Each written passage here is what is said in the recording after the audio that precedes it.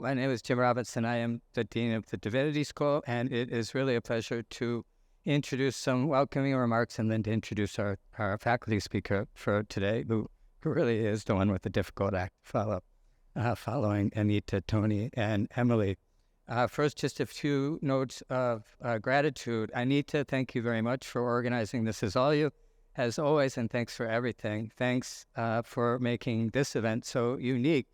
There's been a lot of emphasis on the awe and the intellectual qualities of Chicago, but you have brought so much heart to the Dean of Students office and to supporting the students in all their times, both good and bad. You and Mimi sitting to your right, Philip, and all people who have contributed to the life of the Dean of Students office. Thank you to Emily. Who came next? Tony. Tony came next. Thank you to Tony and to all the returning students, but Tony especially. Tony is an intrepid student like no other. Tony may already have forgotten that he showed up in my classes that were as far away from anything that you could possibly have any background in. And in every one of those, from Hayab and Yaksan to medieval Jewish Sufism to all the other things that you showed up. But those are the two I remember. You were always the best student in those classes. I shouldn't say that. There may be other students who are in those classes. Yeah. You were the circle. You were the star. The circle in the square. Thanks to Emily for all the work you're doing on the Marty Center, and Tiffany, your right hand, sitting next to you, literally and figuratively, and to Lauren, who's not here, the third member of the Marty Center trio. Curtis, sitting proudly behind you, faculty co-director with Ali Riza this year. Thank you all for working so hard to set up all the programming and to bring the right type of geometric framing to all sorts of discussions. Thanks to Suzanne, Sarah, Erica. I have to single out everyone that's around. Irema, all the staff members and faculty members that are here today, the returning students, and of course, more than anything, all you new students who are here in Swift Hall for probably the fifth day in a row, and it's the beginning of many long weeks to come. Thank you and welcome. Just a few remarks about the welcome ceremony in general, and then I'll introduce our speaker for today.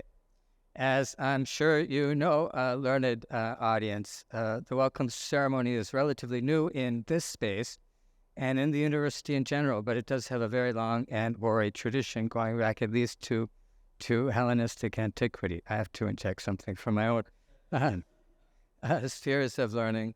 There is a certain discourse, the protreptic exhortation. Protrepticus was actually a genre of writing and a genre of speech used in the different schools in antiquity, from the philosophical schools, the medical traditions, religions, including Christianity, and the mystery cults, designed to call people to a life of learning, an exhortation to study, to devote yourself entirely to the world of the mind, to leave the life you had behind and to transform yourself to something new, a conversion of sorts from the material to the intellectual. During the Middle Ages, it became somewhat scholastic as these exhortations and protreptic discourses turned into extended introductions to introductions to introductions to writing commentaries on introductions. One of my favorite texts from the 10th century is, of course, a Hebrew translation of an Arabic translation of a Greek adaptation of a school tradition, which presents, the title is Everything You Need to Know to Begin the Study of Philosophy. And in fact, what it is a catechism, of course, introducing you to the school names, the famous philosophers, the different books and categories that you will engage in, as you prepare yourself to begin to study the introductory work called the Isagogi, literally introduction, which was written as an introduction to Aristotle's Categories, which is the first book of the logical works, which are an introduction to the physical work of Aristotle, leading you to a more widespread study of Aristotle, which sets you up, if you survive that long, to the study of the apex of philosophy, the divine Plato. Here we have perhaps less of a hill to climb, or really a much larger one. As we here in the Divinity School, I think more than on campus, even more generally with the aims of education discourse, we always have to make sure that we present ourselves as better than everyone else. We different and better. Here in the Divinity School, thanks to Anita and Suzanne, Sarah, Erica, Mimi, Tony, Irema, Tiffany, Emily, and all of you, and soon to be counted among them, Professor Miller, we try, at least at this beginning moment of the school, to bring you with an introduction to an environment which is not only intellect, but also soul, mind and body, heart and intellect. And really our leader today, Anita, does that so well. We hopefully will continue through the end of this discourse, but the most important part, of course, that it ends with lunch. So we always do focus on the body as well. There could not be a better speaker to contribute to our iteration of this long tradition of protreptic discourse than Professor Richard Miller, and it is my privilege to introduce him today. Professor Miller, the Laura Spelman Rockefeller Professor of Religion, Politics, and Ethics, a friend, a colleague, a wonderful presence in our building for some 10 years now, has been a professor for 10 years, professor for 20 years at Indiana, 28 years at Indiana.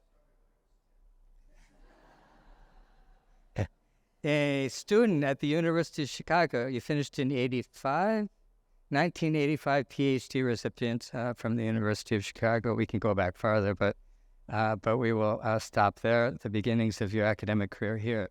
Professor Miller is the author of some 6 books: Interpretations of Conflict, Ethics, Pacifism, and the Just War Tradition, Casuistry and Modern Ethics, A Poetics of Practical Reasoning,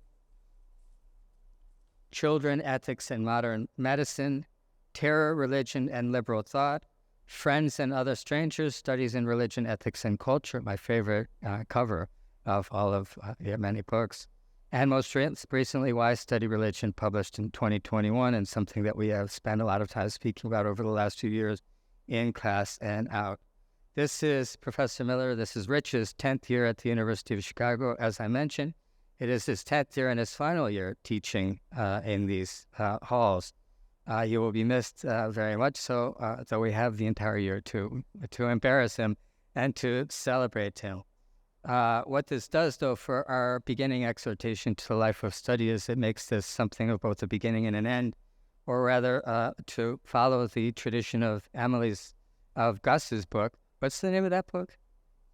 Squared, of Gus's book. We can refer to this as a marker of the continuing cycle of learning, teaching, and research. Please join me in welcoming Professor.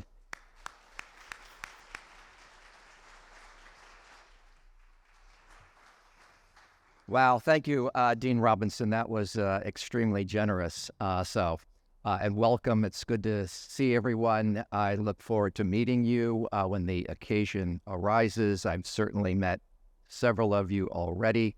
I look forward to many conversations here.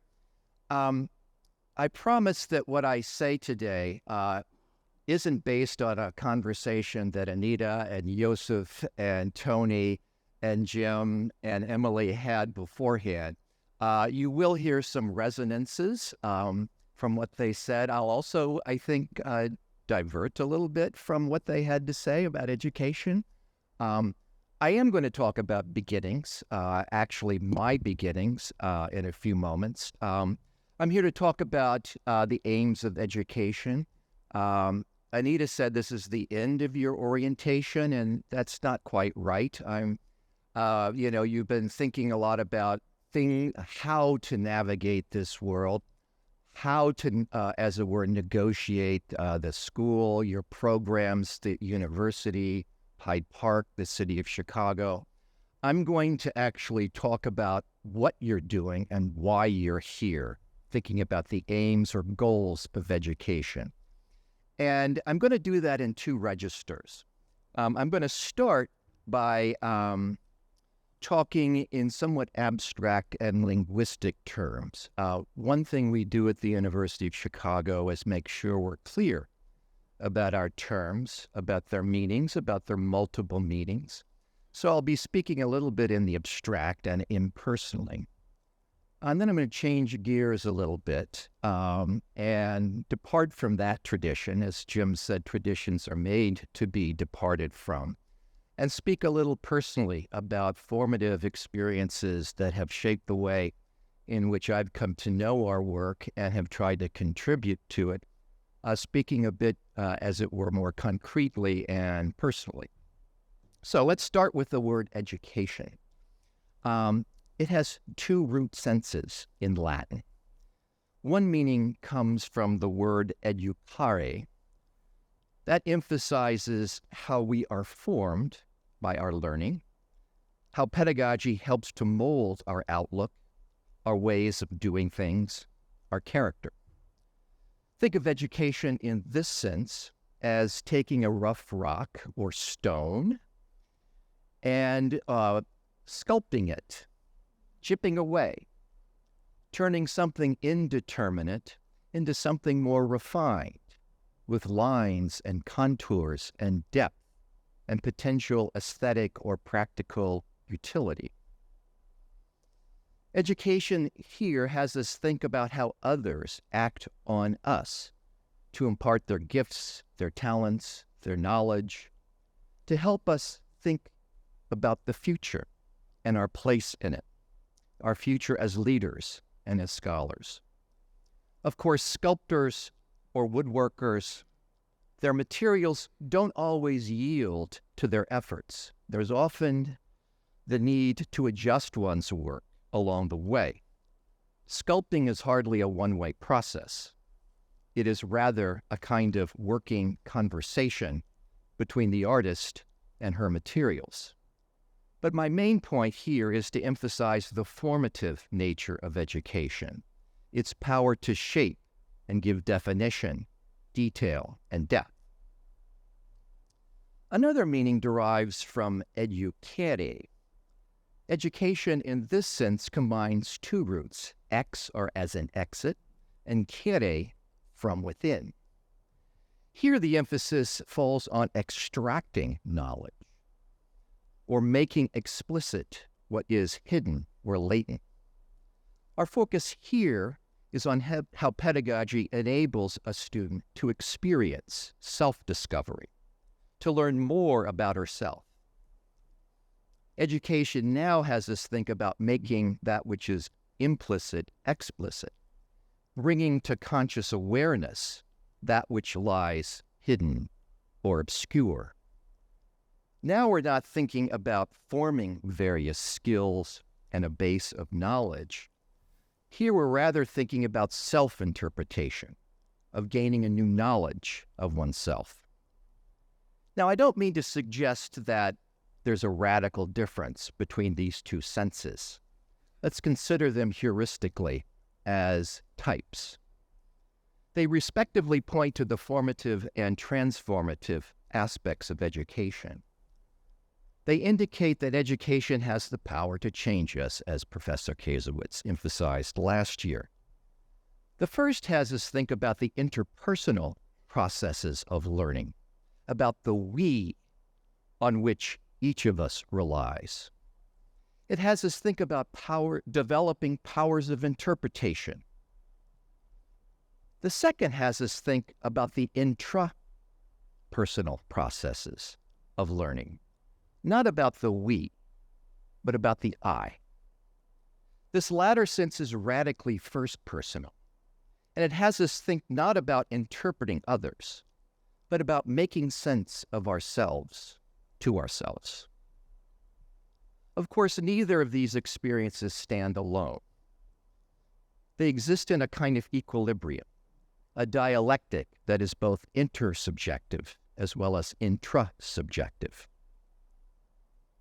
Now, with this dialectic in mind, I want to talk about the aims of education as I've come to know and appreciate them.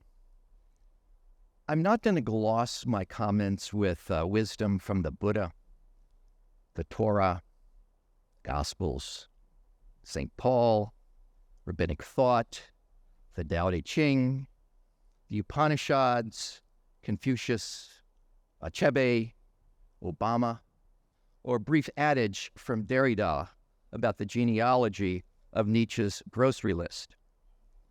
Instead, I want to share with you 3 stories from my own experience. So for the first, let me surmise that no one here thinks that being able to smell and taste the scent of fresh concrete in the air is the sign of a refined palate. But I developed that palate during the summer after my first year of college. I left the East Coast to live, travel, and work in Northern California. I was lucky to find a job, 2 jobs in fact, the first of which was working as a laborer at the very bottom of the food chain at 2 construction sites, one at South Lake Tahoe and the other across the border in Nevada. Let me say that I began this work without knowing a thing. I was just lucky they needed people digging ditches. College boy, as I was called, didn't know the difference between a square point shovel and a round point shovel. In fact, they played tricks on me. I'd be working with a square point shovel, and they'd come up and say, hey, you need to work with a square point shovel, and they'd give me a round point shovel. Then the foreman would come and say, anyway, you get the picture. I thought that a mortarboard was what you wore at graduation. I thought that shooting the corners might be a dart game. I thought that a footing was what you wanted to have in life. And I had no idea at first what people meant when they called me a hod carrier. I began my work as a ditch digger. Work there, and like work here, in graduate school, is a matter of digging ditches. Not only ditches, but delving into one spot, one area, one line of argument, or a foreign terminology for hours a day, before moving on to another equally difficult area. In some places of the ground, it might be easy. You might move along quite smoothly and with your colleagues. In other places, you might find yourself entirely alone with everybody else on the other side of the job site. You might be making what seems like minuscule progress when you hit a vein of rock or an old tree root. The work is unglamorous, tedious, and necessary. After 8 hours of ditch digging on my first day, a large, intimidating, noisy concrete mixer arrived. Then I experienced concrete's fresh aroma while trying to move a full wheelbarrow across narrow planks of wood before dumping it into a ditch.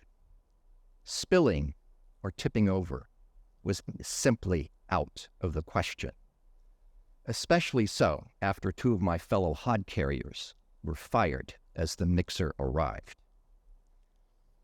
One thing that I discovered was that doing such work was, at first, epistemically myopic, although I didn't call it that at the age of 18.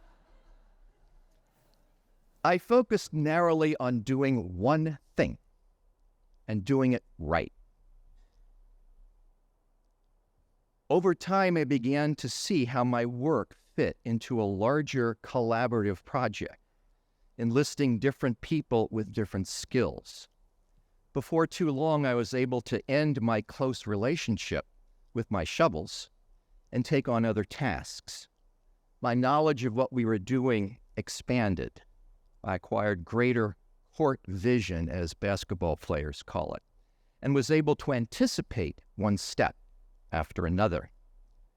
My imagination of what was possible slowly, incrementally, began to expand, and all of the stereotypes that I had about construction workers were blown away. With that expanded outlook, things changed. I was promoted from ditch digging to arranging block. to making mortar, to making colored mortar for the stone masons, to shooting the corners with a survey scope, corners being crucially important in the building of a foundation. You can't really do anything else without those being perfectly in place. I became increasingly knowledgeable and increasingly trusted. Among other things, I found that I could do this. I learned what it means to learn on the job through practice. That was important because at first I never thought I stood a chance at succeeding. I discovered that contrary to everything I expected, I enjoyed what I was doing. In fact, I continued to work in construction for the next 7 summers. In all instances, it was hard work with clear discipline. If you showed up late to the job site, guess what? You don't get paid until you start working. If you show up at the wrong job site, guess what? That's not funny. We don't chuckle that off college boy as being absent-minded. You don't get paid. If you show up a little sore, take some aspirin. If you're hungover from the night before because you've been out at the casinos where they served free alcohol. If you had a little romance problem and were up until 4 a.m, we don't want to hear it. If you slip off at noon and blow a little reefer because you've got a sunburn or your joints ache, you're fired. And you're not fired discreetly and politely in the trailer with the foreman who says, "Hey, Mike, the bosses are saying we're going in another direction. You've done some valuable work here." No, you're fired right in front of everybody else. Pick up your paycheck on Friday. Now, when anybody else asks me what was formative in becoming a scholar, I always think first to this experience of intense labor, growth in expertise and confidence, and very demanding accountability. Those same experiences, I think, translate very well into what we expect of ourselves here in Swift Hall. Second experience. So, let me just ask, does the number 529 mean anything to anybody? Yes? Yes. Yeah. Pardon me?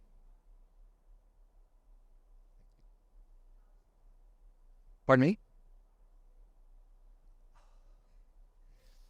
Outstanding. Yes, it does mean a college age. Yes. I didn't think of that, and I used to pay into one, so that's just so sad.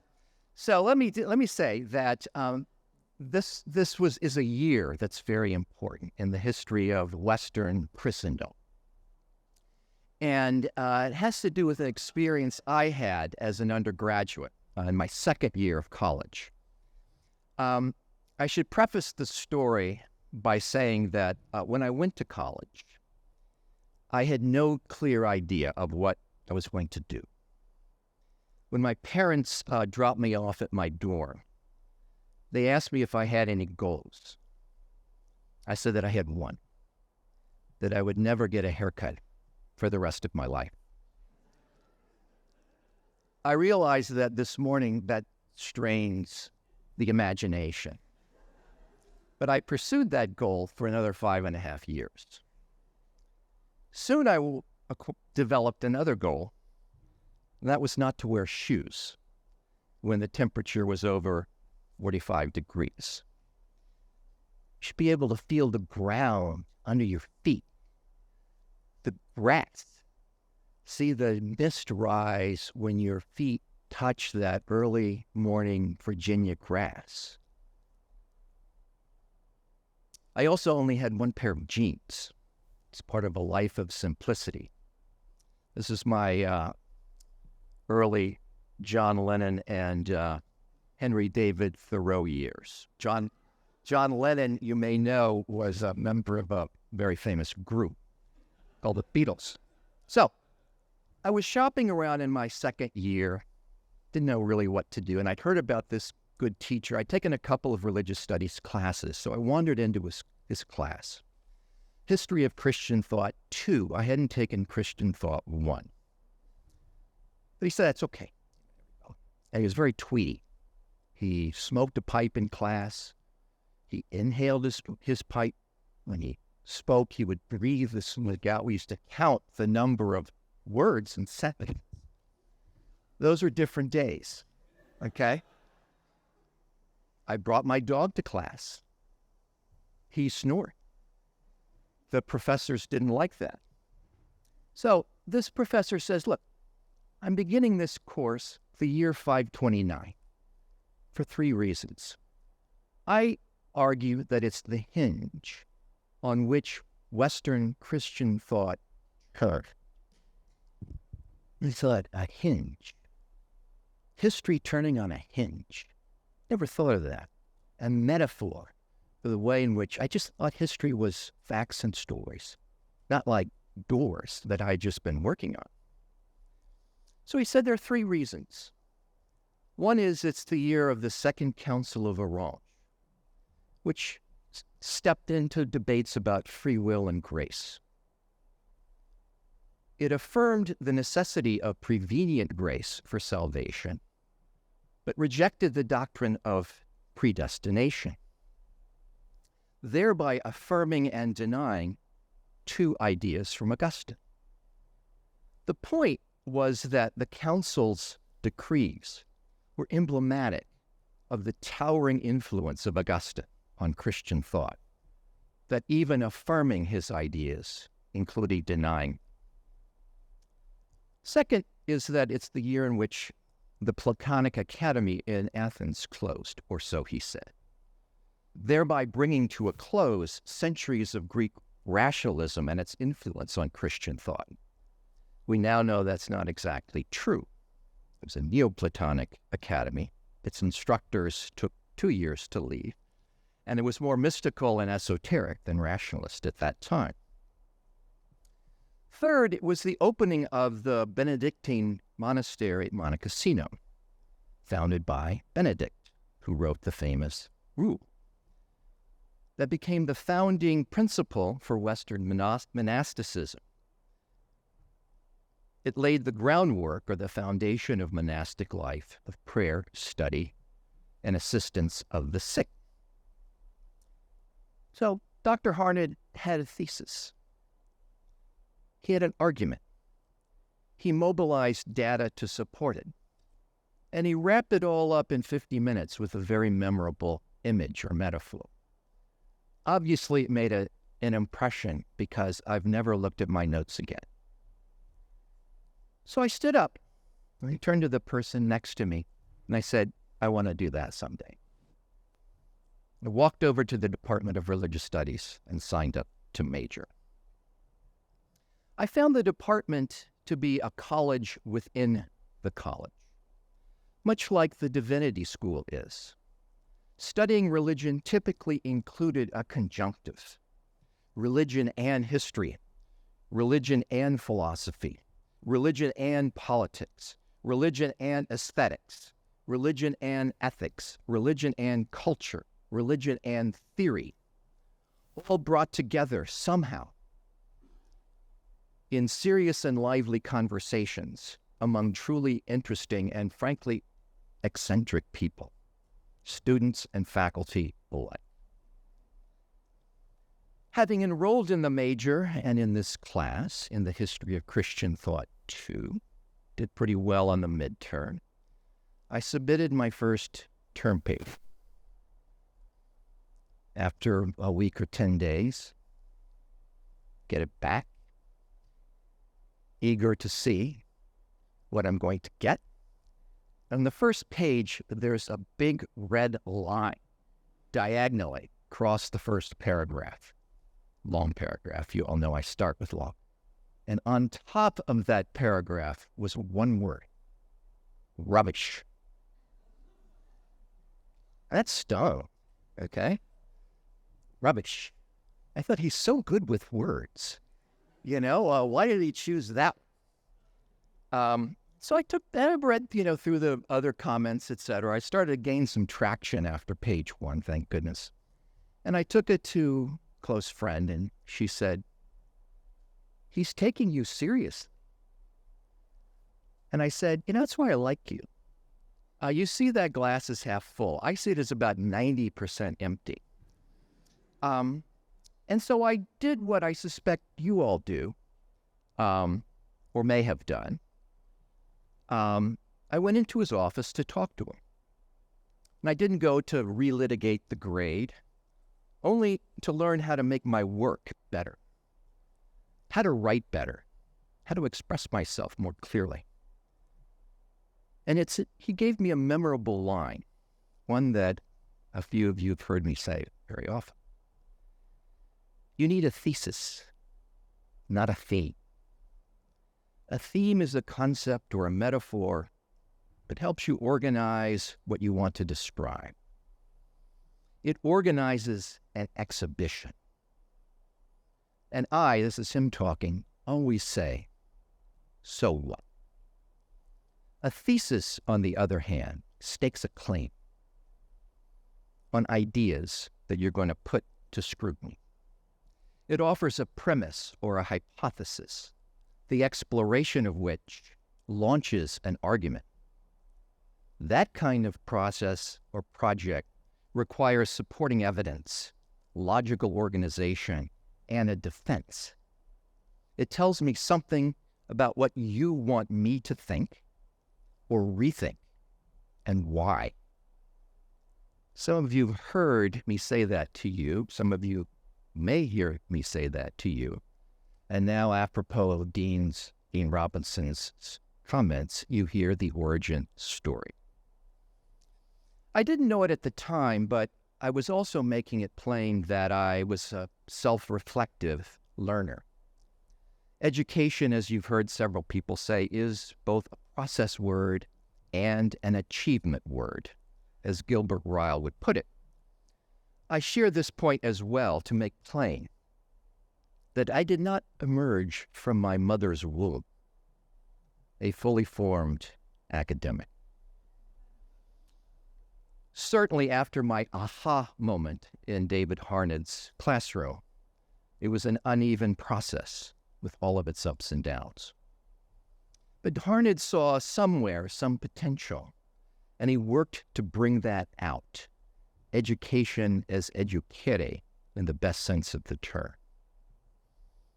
Several years later, about 6 years later, I found myself here in the Divinity School as a doctoral student. I had clearer goals, clearer direction, and of course, a second pair of jeans. I found myself immediately thrown into many conversations, friendships, romances, fascinating courses, and the like. I was intensely social, eager to meet new people and find out what brought them to this unusual place, devoted as it is to studying religion.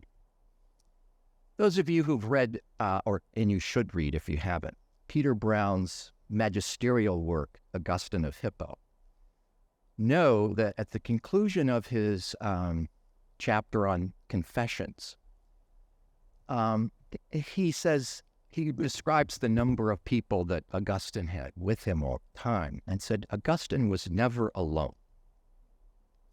And while I make no pretense to be Augustine, what Brown says was true of me. I was never alone. The coffee shop, acquaintances, instructors, advisors, reading groups, you know or will discover all of that in these parts of the world. In more ways than one, the experience was intoxicating. But it's also the case, and this speaks to Tony's point a little bit, that gregariousness and socializing can also be a mask, can hide things. And in there somewhere can be a gnawing uncertainty, some doubt, some dark nights of the soul. You'll hear a lot of people tell you that what you're doing is valuable, what you're doing is worthwhile, that there are these reasons and those reasons to take pride in what you're doing. That's all great. But there's only one person, okay, who can fully grasp that and own it, and that's you.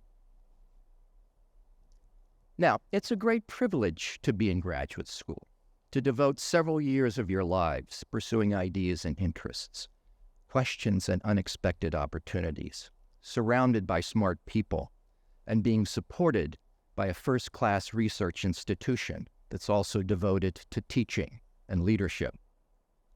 Michael Walzer describes education as offering a kind of moratorium, pause, on many of the worries that take up our everyday lives. And I think there's a measure of truth to that. Please never take this privilege for granted. It's precious.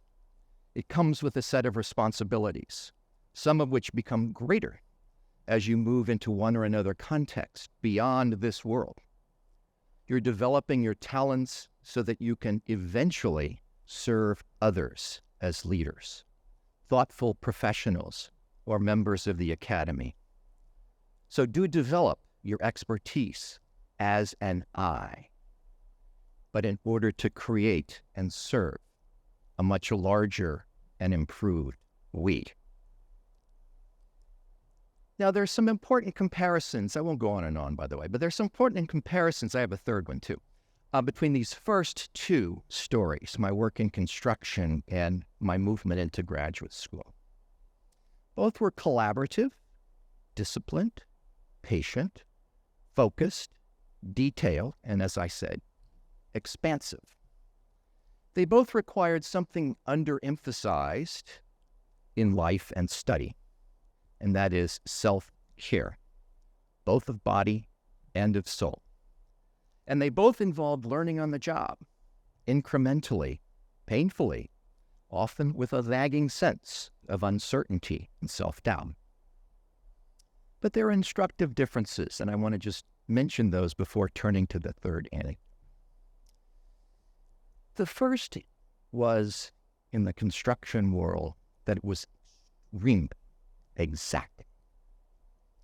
You never, ever do something twice. That's a clear taboo. You may measure twice, you may think about how to prepare, and you should, more than once. But once you cut that bowl, once you put things together, okay, you do that perfectly. You're to conserve materials, conserve time, conserve equipment, conserve your energy, protect your body.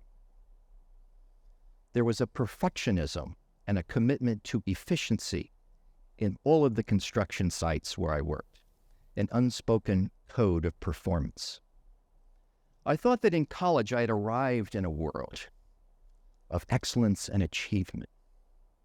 I had no idea how well it was instantiated outside of the elitist walls of the ivory tower.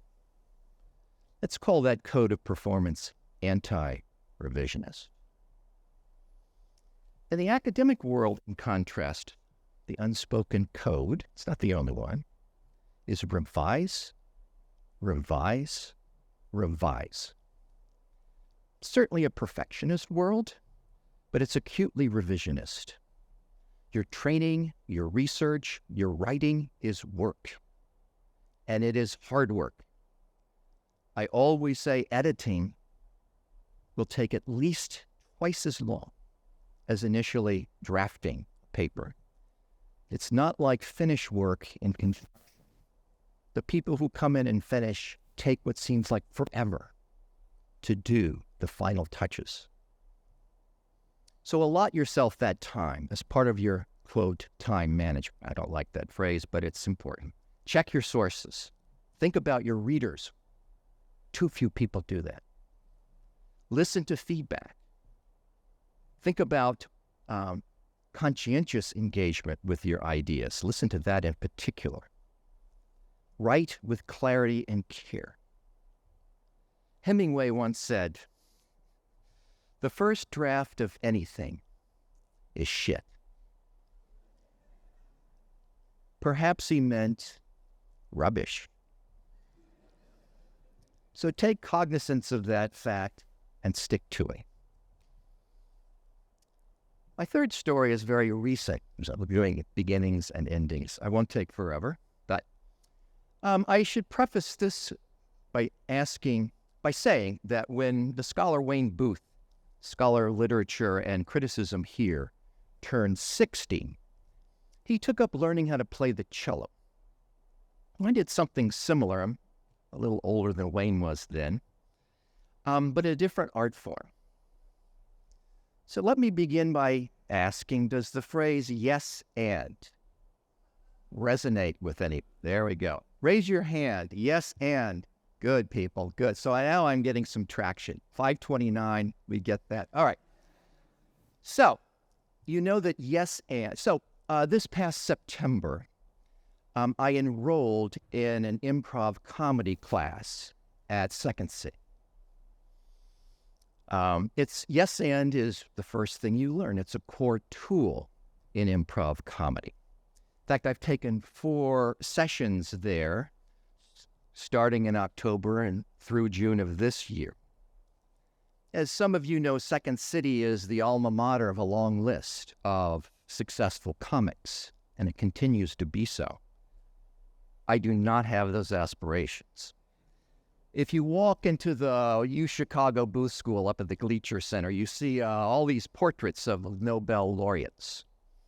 If you walk into the classroom areas of Second City, you see Gilda Radner, John Belushi, Dan Aykroyd, Tina Fey, Steve Carell, Stephen Colbert, Amy Poehler, Chris Farley, and more. And this June, my Improv 4 class performed on stage, not on the main stage, but on a very big stage, to a standing room only audience. It was an experience of self-loss, risk-taking, and spontaneity, and frictionless harmony. It was an important and valuable experience being a student again.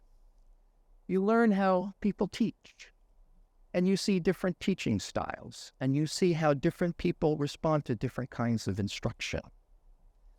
Yes, and is a tool to help you understand that your partner is offering you a gift, something that you should receive in a welcoming way and work with. You don't say yes, but. You don't say no. You see, or you try to discern what in that statement, word, movement, you can work with, what nugget, what jewel, what seed is there, and then start building from that and giving a gift to another ensemble partner. That doesn't mean, and I think that's a valuable thing to have in mind in a seminar. That doesn't mean in our seminar context that you don't disagree. But you understand that your classmates, your instructor, are making good faith efforts to contribute to your knowledge, and that your contribution should be offered in the very same spirit. You may say no, you may disagree, you may be contrarian, but you should also be constructive. So, it's a collaborative, incremental exercise. Not unlike construction. There's the experience of community that emerges from the process. And unlike what I think we often feel in the academy, you can make mistakes. If you are risk-averse, like too many of us are in the academy, you're not going to succeed. When I first started thinking about taking improv, I went on YouTube like everybody does, I guess. And I watched Tina Fey, whom I'm fond of for a number of reasons. I think she's really good. Early with Amy Poehler. And they were awful. I mean, they just stunk. And they were just, everything they were doing was physically, conceptually off. And then they interviewed her. many years later. And she said, you have to take chances. And if you can't live with failing, you're not going to succeed. You learn from those mistakes. Now, I'm not encouraging you all to fail. But there is an ethic of risk aversion in the academy that I want you to be cognizant of, okay? There's a lot of safety zones that you can reside in. Just be aware when that happens. Think about stepping out of those a bit and taking some chances. You must listen in improv intently and actively to your partner or partners.